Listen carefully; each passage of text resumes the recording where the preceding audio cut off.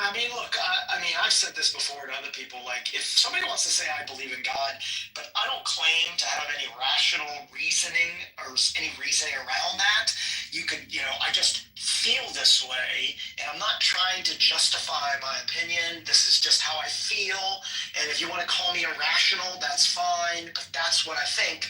That's more, I think, intellectually honest than saying, oh, these are the reasons, and I think I can show that God exists, and I have evidence for this. I think that's a bunch of bullshit. But if you just want to say you had that experience and you believe it, and it's not, maybe it's irrational, maybe it's not, whatever, but that's what you think, and you're not here to prove anything. Now we're right back to Sarah's problem, which is she had this emotional experience, let's say, Yeah.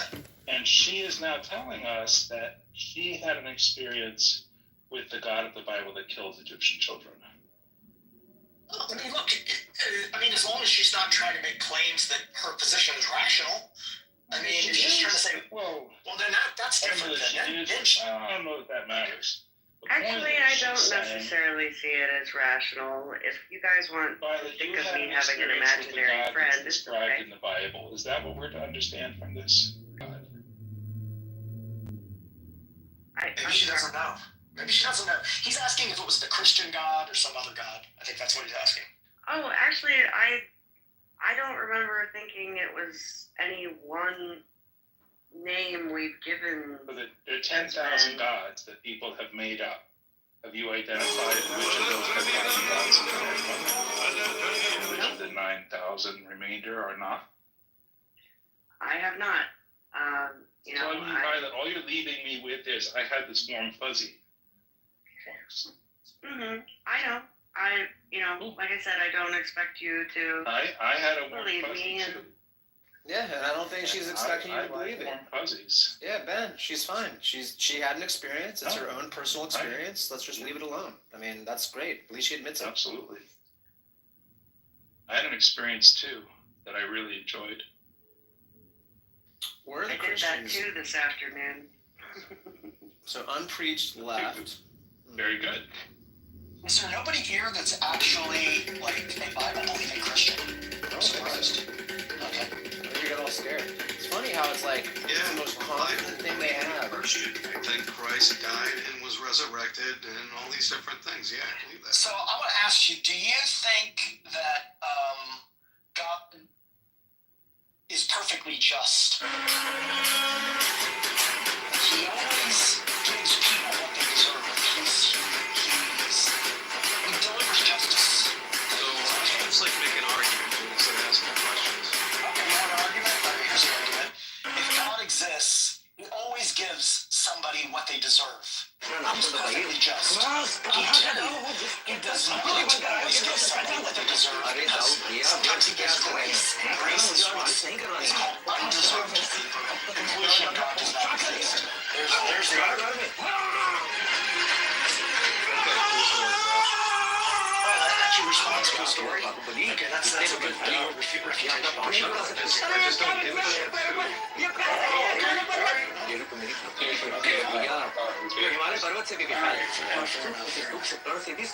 Jason, can you deserve something before you exist? He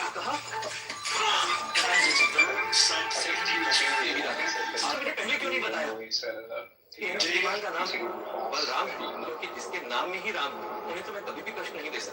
That's like, can I deserve something before I exist? Like the way that I would understand it is like I earn things on the basis of my actions, and sometimes they're punishment, sometimes they're benefits. Just saying, like, is it possible, given the fact that I haven't earned anything or done something to deserve punishment? How can I do that if I don't exist? So how can I deserve something if I don't exist? Yeah, I mean, for me, like, it's an incoherent idea. So, but I'm just trying to get clear if that's the way that you understand it. Well, but I mean, I don't know how it would be relevant in the context of that God dispenses justice, and he always gives.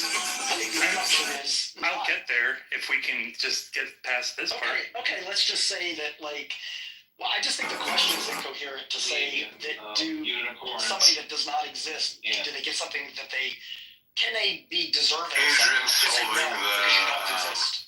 Okay. There you go. What's it called again? Yeah, and then now, like, they.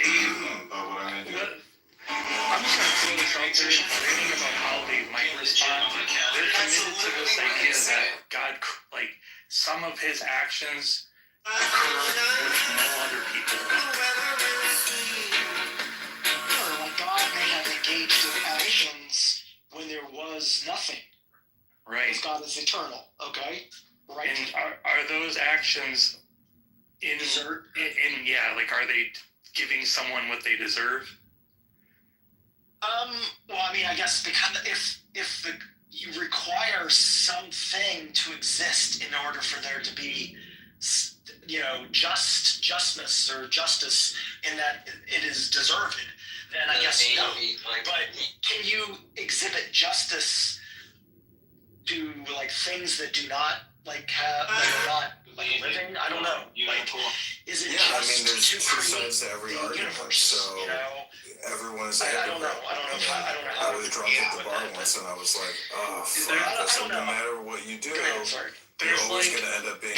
I don't know if it's an equivocation, but sometimes people will use just and justice to mean kind of different things. One is like more aligned with like virtuous, whereas like justice specifically is like about, deserves. Yeah. Well, I mean, I don't know. Like our justice system, justice can be, not like being punished, but being freed, or having, so I don't know if it's necessarily always connected with punishment. I understand the concept that there's two sides. May not have a connection with punishment. So I get that. Yeah, I mean, there's two sides to I don't every know argument.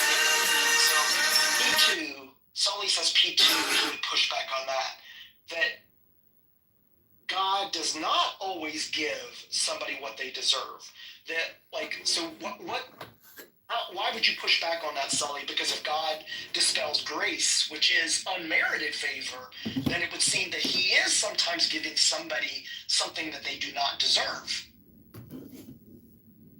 It's just weird to say that that's true. Well, it's an internal critique. I mean, we're critiquing, like we're looking at the kind of. What was that? It's not an internal critique. It's just saying it concludes God doesn't exist. So I'm just saying, like, the conclusion in P2 might be inconsistent. They can't want to do it in terms of like a hypothetical. It's showing the contradiction in these two views, which are inherent to the Christian worldview. Yeah, but you want to use this. You want to use this as an argument to bolster your position, though, right? Correct. I'm showing. Yeah, and if you think that the argument's not sound, it's not going to, for you, show that God doesn't exist. Well, it's okay. So maybe to say as a formal argument in terms of its validity and soundness, maybe it's just showing a contradiction in two positions that results in showing the contradicted nature of the Christian God. So I don't know if you would consider that like a formal syllogism or what, but It's just showing. You can do it in terms of like a hypothetical, but can you bring Sasha up? She's making. Oh yeah, of course. Sorry. Let me. It can definitely be tweaked. Jason, I just was kind of nitpicking them. Okay. I mean, I would still say that even if you do it in the form of a hypothetical, I would think it's false. I think most people should think it's false, even if you're any kind of theist. It's very strange when they're deserved, or sorry, not when they're deserved, like only when they're deserved, rather than like when there's something to be deserved, you give them that. And by the way, you guys know this is Tom's argument. I'm running Tom's argument. So this is his so-called what he calls the logical problem of grace. I think Tom should talk to me about this argument. Oh, fuck. Why are you reacting like that, Jason? I don't know. I don't know if Tom wants to talk to you, but I don't know. Why is that? Because he probably considers you a contrarian. So. I see. I thought we had a conversation recently. I thought Well, Mr. Willingness might have something to do. Well, in that instance, I think it was because it was like, and correct me if I'm wrong, but Andrew was like invoking the bodyguard, and he wanted to talk to Andrew, and Andrew was like, Sasha, why don't you talk, Sasha? Let me lick your brain, Sasha. Like, you know. Yeah, actually, Andrew didn't ask me. I just asserted myself. You know, I thought it was a bad argument. I think also, like, you're arguing for arguing's sake. Like, you may not support the argument, but you're just pushing back on that, which that might be another reason why. But we all do that. I do that too. Well, I don't know. Isn't that what you're supposed to do when you're figuring out what's true? You're supposed to try to see, there's this argument against this position, and how could a proponent of this position respond? I think that's a useful thing to do. Well, I mean, I think that's fine, but the other one is be kind of like devil's advocate. Like, I'm going to, which may be fine to support or argue for a position that you don't hold. Yeah, but also I'm not committed to any and all arguments against theism being good arguments. I had something my commitment is just theism is false. So I'm not even going against my actual views when criticizing some particular argument against theism. I thought it was. In this case, I thought the argument was just bad. Isn't the I can't even remember. Was this the fallibilist discussion? Necessary? Okay. That wasn't part of it. Yeah, I thought so. I think the argument is also not good, but there's a way of framing it in a very similar light on something that I would agree with. And I think it's getting to what the argument wants to show it. Okay, everybody, this has been another exciting episode of Low IQ Dumb People wasting time talking about absolutely nothing. Hope you guys have a great day and enjoyed the podcast. Take care, Fred. Take care, Michael. Farewell.